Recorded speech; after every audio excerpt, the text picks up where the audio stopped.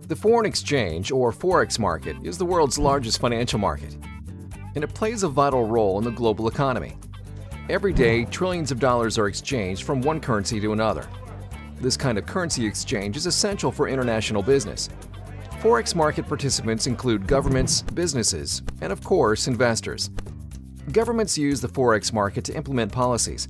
For example, when conducting business with another country, whether it's borrowing money, lending money, or offering aid, a country needs to convert its currency into a foreign currency. Businesses use the Forex market to facilitate international trade. For example, they may need to convert payments for goods and services bought overseas or to exchange payments from international customers into their preferred currency. And investors use the Forex market to speculate on changes in currency prices.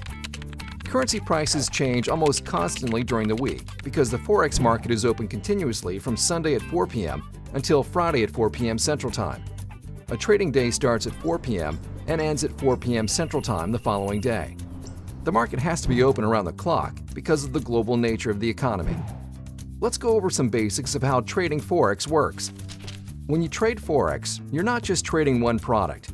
You're trading two currencies against each other. This is known as a currency pair. The quote for a Forex currency pair defines the value of one currency relative to the other.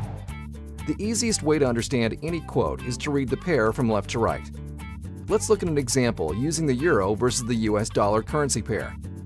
If the EUR-USD is trading at 1.20, that means 1 euro is equal to $1.20 US dollars. Here's another example using the US dollar versus the Canadian dollar currency pair.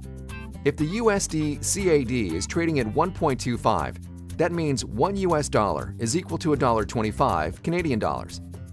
Even though there are two currencies involved, the pair itself acts like a single entity, similar to a stock or commodity.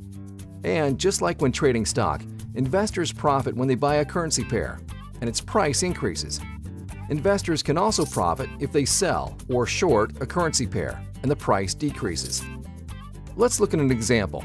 Suppose an investor thinks Europe's economy is going to grow faster than the United States, and as a result, she thinks the euro will strengthen against the US dollar. She can buy the euro versus US dollar pair to speculate on her assumption. If the price of the currency pair rises, she'll make money. Conversely, if the price falls, she'll experience a loss. Now that we've covered the basics, let's look at a few key aspects of the Forex market. We'll start with margin. When you trade on margin, you only need to put up a percentage of the total investment to enter into a position. This amount is known as the margin requirement. When you trade other securities like stocks, trading on margin means you're borrowing funds from your broker. However, Forex trades can only be covered using funds in the investor's Forex account. Investors can't borrow funds to enter a Forex trade. If they don't have funds in their Forex account, they need to transfer funds before placing a trade. Forex margin requirements vary depending on the currency pairs and the size of a trade.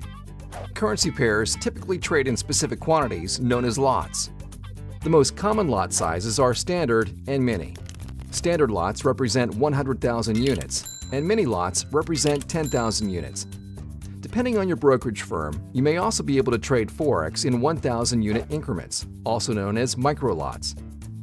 Margin requirements can be as small as 2% of a trade or as large as 20%, but the margin requirement for most currency pairs averages around 3 to 5%.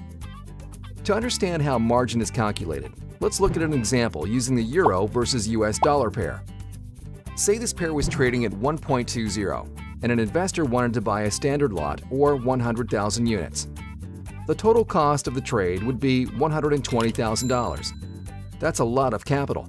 However, the investor doesn't have to pay that full amount. Instead, she pays the margin requirement. Let's say the margin requirement was 3%.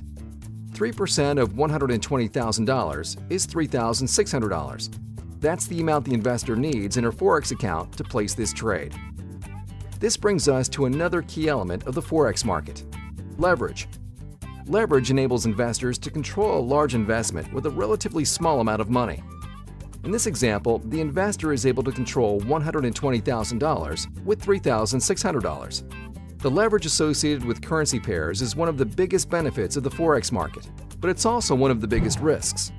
Leverage gives investors the potential to make large profits or large losses. One more important element in the Forex market is financing. This is the calculation of net interest owed or earned on currency pairs, and it happens when an investor holds a position past the close of the trading day. The US dollar is associated with an overnight lending rate set by the Fed, and this rate defines the cost of borrowing money. Similarly, each foreign currency has its own overnight lending rate. Remember, when you trade a currency pair, you're trading two currencies against each other. Even though the currency pair acts like a single entity, you're technically long one currency and short the other. In terms of financing, you're lending the currency that you're long and borrowing the currency you're short. This lending and borrowing occurs at the overnight lending rate of each respective currency.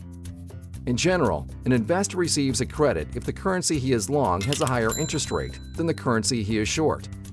Conversely, an investor is debited if the currency he is long has a lower interest rate than the currency he is short. Let's look at an example.